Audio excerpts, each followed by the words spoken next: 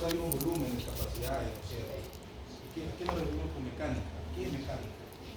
Prácticamente tiene que ser ese documento por el cual se puede dar la expresión y la o sea, la expansión y la reducción de la tasa torácica validada también en sentido alveolar también. Ya, también.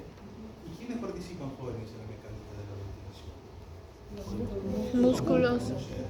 Principalmente El diafragma. el diafragma. Sí. Porque recuerden que la respiración es pues, un proceso pasivo, ¿no es cierto? Sí. Bueno, la inspiración es un proceso activo, que se produce al contraerse el diafragma. El diafragma cae hacia abajo y la torácica hacia abajo.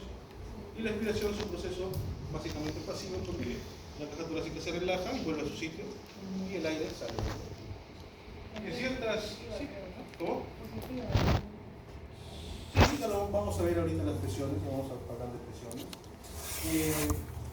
Recuerden también que tenemos músculos accesorios que participan en ciertas patologías, sobre todo patologías obstructivas y restrictivas o patologías respiratorias, ¿no es cierto? Conocen recuerden que tenemos músculos accesorios de la inspiración y de la expiración. Ya los intercostales, los internos externos, ¿no es cierto? Y a cada uno participa tanto en inspiración y expiración. ¿Qué más? Los cerratos, ¿qué más? Escalenos también. Oblicuos y rectos del abdomen también participan. Claro, ya vamos a dividirlos, ¿no? El músculo transverso también. Transverso. Recto del abdomen. El recto principalmente. Claro, para la expiración. Sobre todo en patologías.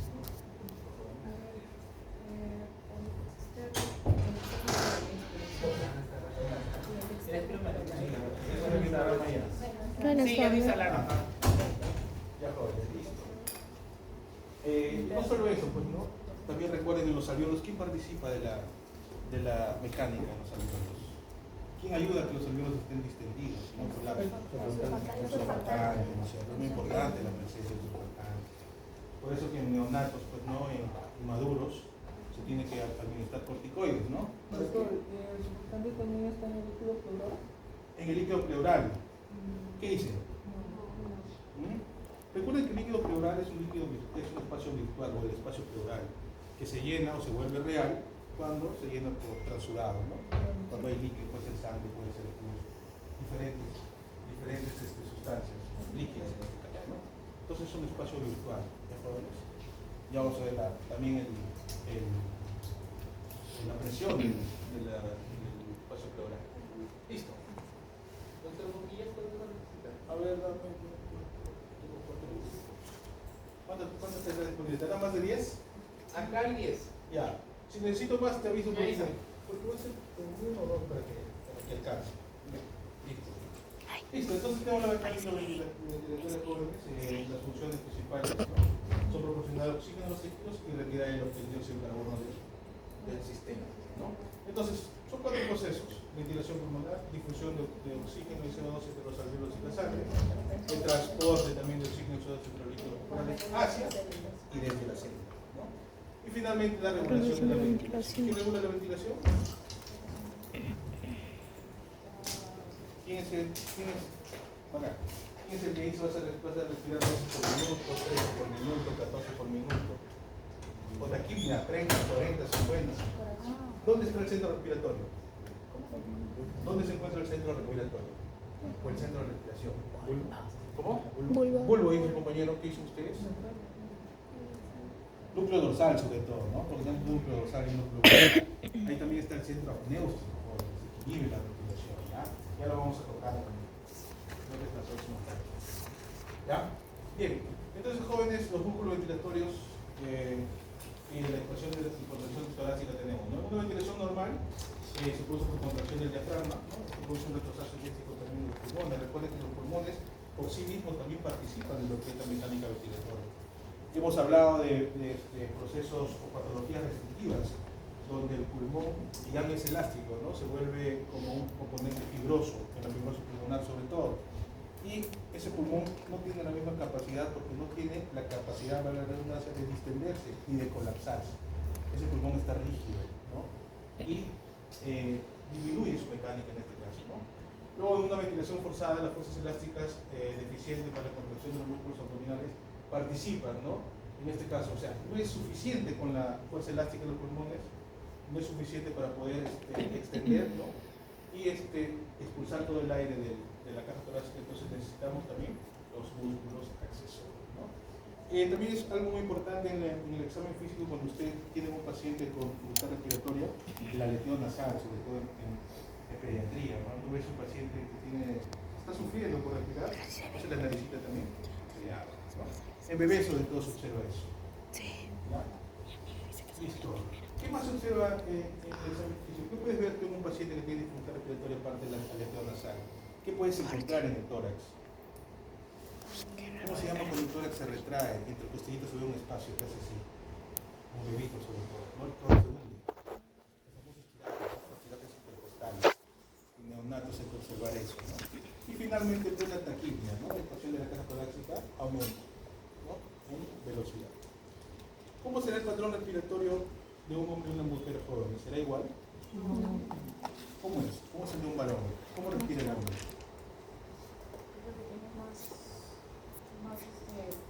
Tenemos dos patrones, uno que es netamente torácico y otro que es tóraco-abdominal. ¿De quién será el tóraco-abdominal? ¿Del hombre o de la mujer? O sea, ¿qué quiere decir? Que cuando tú ves a un paciente varón o una paciente mujer que respira, se mueve tanto el abdomen como la caja torácica. ¿En quién nos ocurre eso? El varón. El varón tiene una respiración tóraco-abdominal. Entonces, cuando ustedes se den cuenta, van a ver que el abdomen también se mueve, ¿ya? Y no es porque seamos panzones, sino que es fisiológicamente así, ¿no? Y en las mujeres es netamente torácica, ¿ya? Listo. Entonces, jóvenes, en la inspiración, ¿no? Se produce la elevación de la caja torácica y producida pues por la expansión de las costillas, ¿no? Entonces, ¿quiénes participan acá? Los músculos intercostales externos, el esternocleidomastoideo, serrato anterior y escaleno, que elevan las costillas, ¿no? Y el diafragma, pues, que es el principal músculo inspiratorio sobre todo, ¿ya? Miren cómo estas flechitas indican el sentido de expansión, ¿no? Miren acá el esternocleidomastoideo, la horizontalización ¿cómo se dice? Horizontalización de las costillas, ¿no? Y los escalenos y serratos anteriores que también elevan la parrilla costal, ¿ya?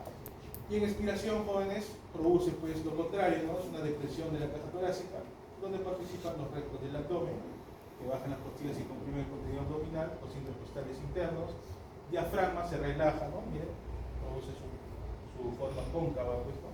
Y los oblicuos internos y transversos también hacen que la caja torácica, pues, y no se olviden de la elasticidad también del propio pulmón, ¿ya?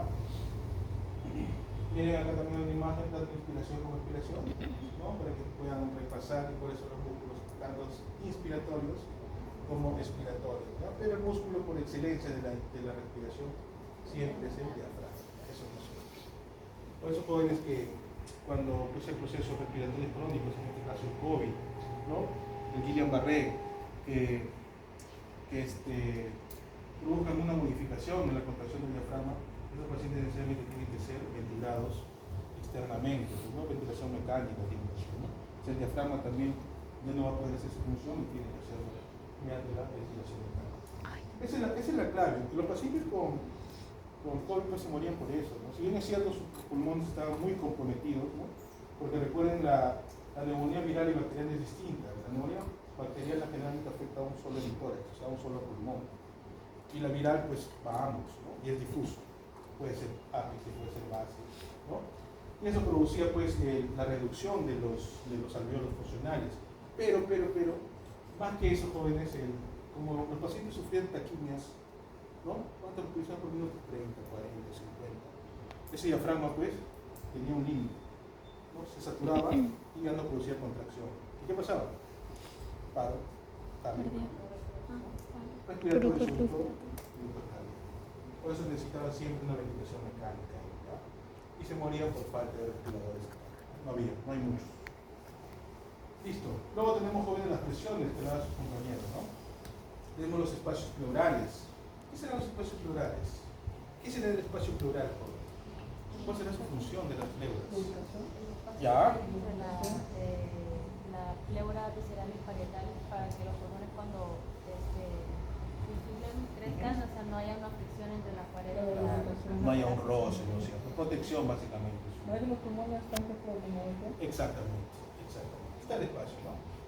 Este espacio, pues, como mencionó su compañero, tiende a llenarse en ciertas patologías, sobre todo neumonía, tumores, cáncer, tuberculosis, cualquier patología que afecte el pulmón, el parénquima, y esta hojita se separa y va llenando el pulmón, ¿no?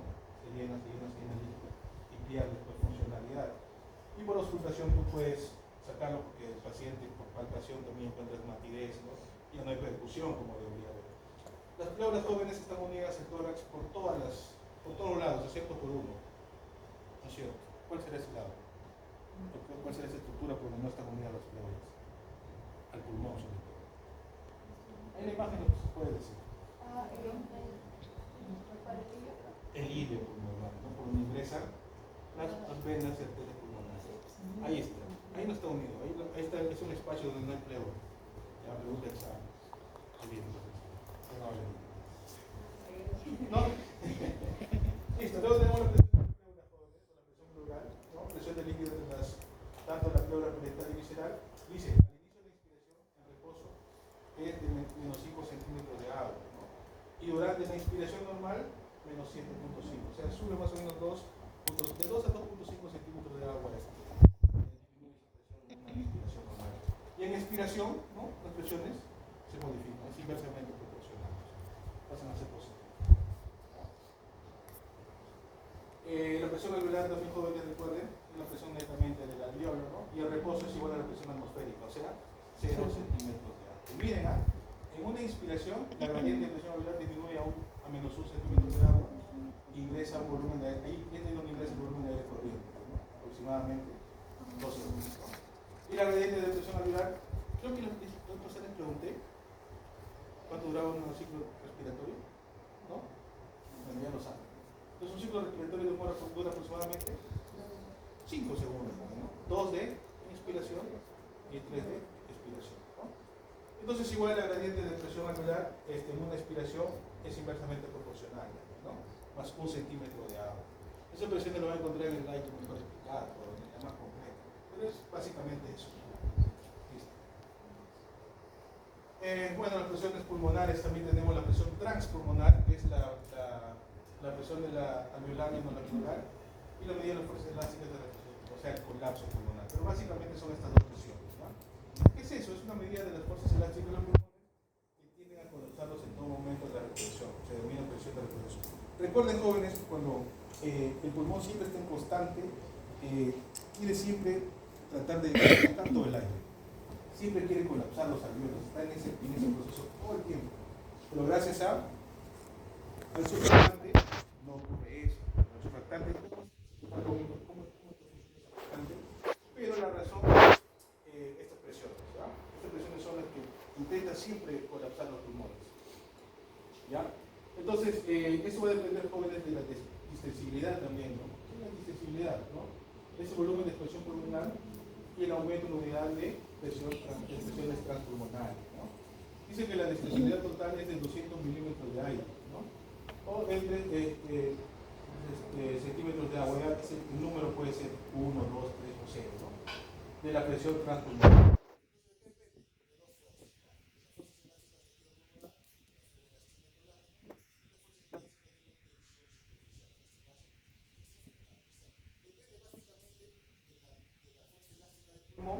Y de los surfactantes que está dentro de los alveolos, ¿no? De eso depende esta distensibilidad. Si falla uno de estos, por ejemplo, ¿cuándo suele fallar esto? La fuerza elástica. Fibrosis. ¿Y cuándo suele faltar surfactante? ¿Cuándo falla? Cuando hay infección en las células extracelulares. Ya hay infecciones, por ejemplo, neumonías. ¿Qué pasa? Se llena de agua, el surfactante ya no trabaja ahí, o no trabaja correctamente, y tienden a colapsar los alveolos. O cuando hay también pus, ¿no? Otro tipo de elementos líquidos.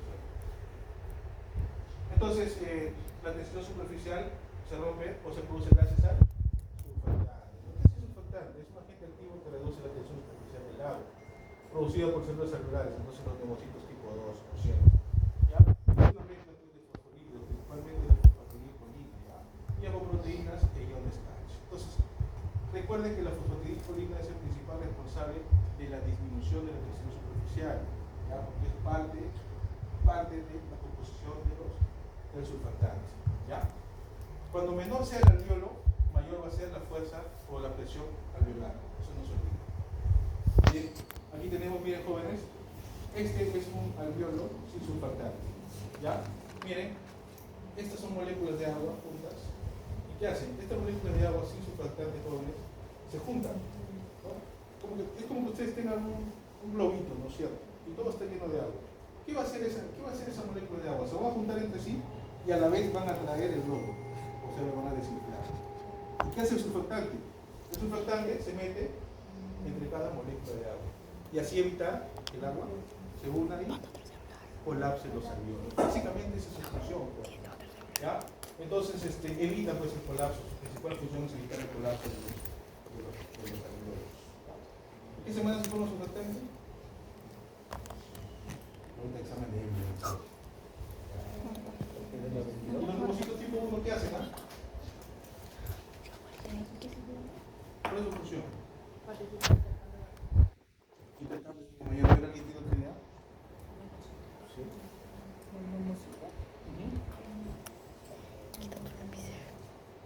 Es parte estructural y también cumple una función muy importante.